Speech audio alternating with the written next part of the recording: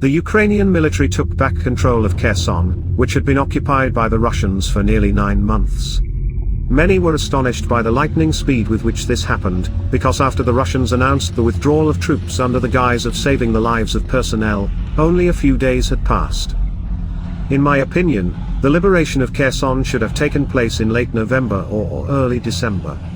But one should not regard the current events in Kherson as something too quick, because the armed forces of Ukraine had been working on it since the spring. The liberation of the right bank part of Kherson region took place in several stages. Let me remind you that the first stage was the liberation of a number of settlements in Kherson Oblast in the spring, which allowed the Ukrainian side to significantly increase its firepower on enemy positions, in particular on its facilities on the right bank. In fact, this operation, which lasted several months, ended with the Russians finally realizing that they could no longer hold this territory, and they would either be completely destroyed or have to flee. Although this was clear back in July, already then it was seen that the conditions that are developing in this area will not allow the Russians to use their resource, even if it prevails quantitatively over Afu. This is what actually happened, but it took the Russians too long to realize this.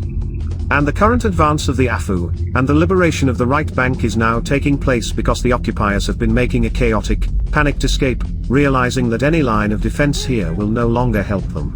The cleansing of Kherson of saboteurs and those occupants still left there may take up to 1 week. But we must understand that in Kherson and on the right bank of the Kherson region as a whole there are a large number of objects mined by the occupants.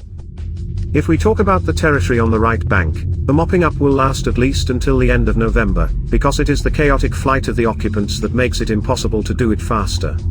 Because now the occupants, who did not even know they had to flee and continued to be in their positions, are scattered along the right bank and are trying to escape by hiding and changing into civilian clothes. But they no longer have the military potential to pose a threat to the Afu as a single powerful element. As a diversion group, yes, but nothing more. The fall campaign is effectively over, but ahead of us awaits the winter campaign to liberate Ukraine from the Russian occupiers. And it will be even more difficult for them. Let's continue to watch the liberation together.